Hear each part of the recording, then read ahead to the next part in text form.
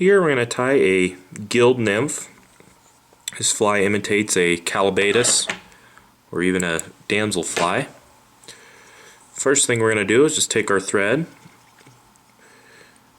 lay down a thread base, and we're going to take it back just a little bit of ways down the bend of this hook.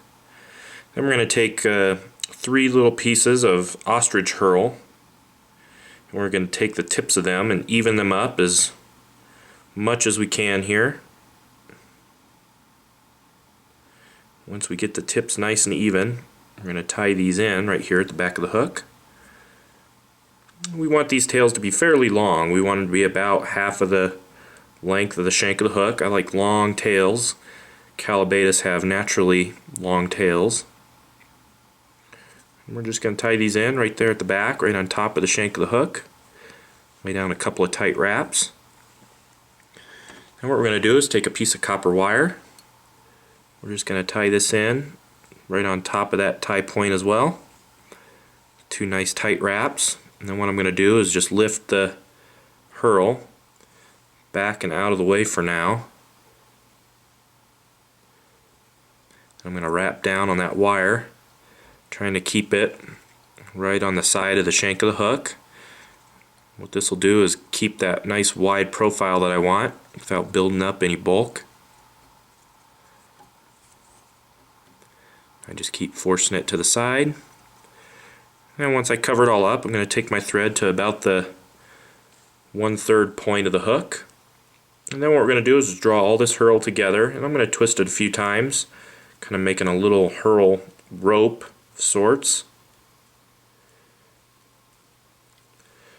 Then I'm going to take that herl, and I'm just going to wrap it around this fly, building up a body with it.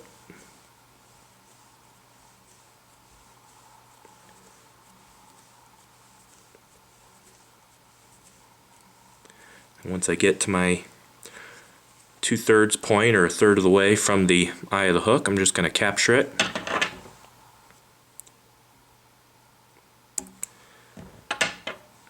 Trim out the excess. Then what we're going to do is just take that copper wire and we're going to counter wrap it through that herl, which means I wrap it the opposite way that I wrapped the herl. This will help lock it into place, keep the fly from falling apart, but it'll also give the fly some segmentation. And I can capture that wire.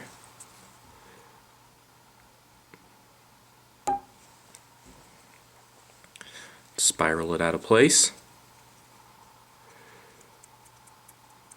Now the next thing we want to do is we want to give this fly a natural wide profile. So what I'm going to do is I'm going to give the fly a haircut on the top and a haircut on the bottom.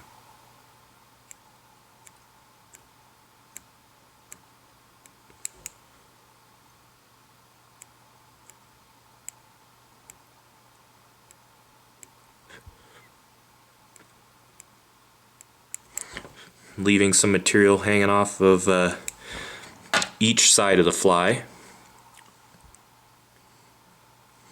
You can see I have a wide profile. Side view, it's nice and slim. That's what I want. I want the gills to be coming off the side of the fly.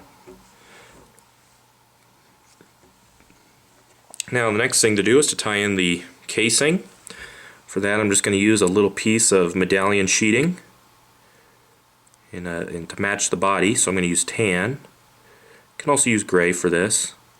This is slippery stuff, so you're trying to get it started. The hardest part is that first wrap. Cut a little bit more of a notch in the tip here, it may help me.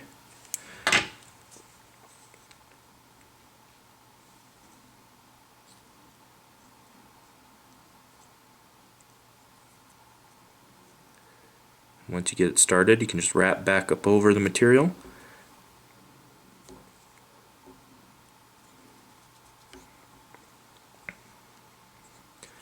And then we're ready to dub a thorax. For the thorax, I'm just going to use some basic brown dubbing or tan dubbing.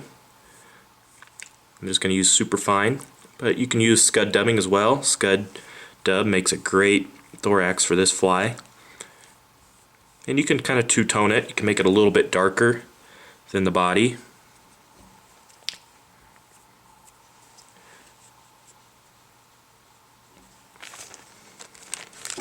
And I like to build up a thorax that's a little bit heftier than the body as far as bulk.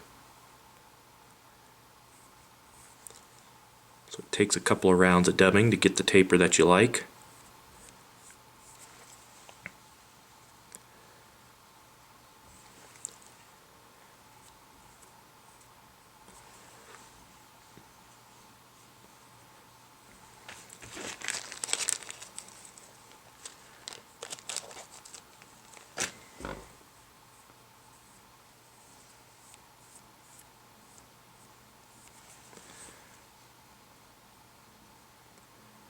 Once you have your desired taper, you're just going to take your thread all the way to the front here.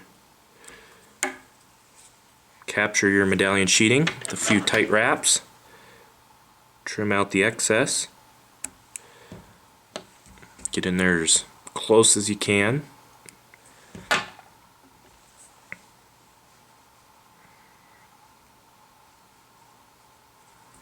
Now the next thing to do is to tie in the legs. For that I'm going to use a piece of partridge. And I'm going to strip off all the fluffy feathers at the base.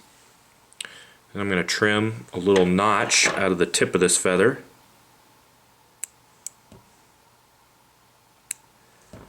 Just like so.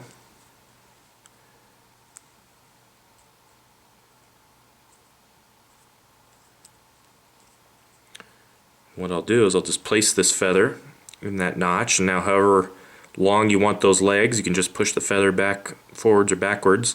I like the legs to hang over the thorax just a little bit on this fly. And then what I'm going to do is just pinch the feather into place where I want it. Pinch nice and tight. Do a loose wrap with your thread and then tighten down. You should get a set of legs that stick off to each side. You can kind of manipulate them with your fingertips if you need to.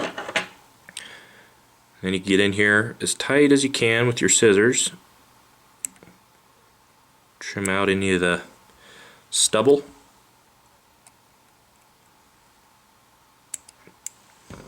And last thing you'll want to do is just clean up the head with some thread.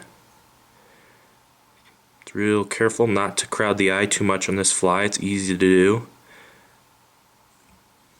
There we go.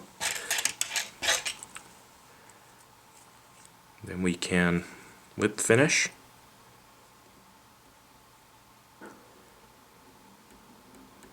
That's all there is to the gilled nymph.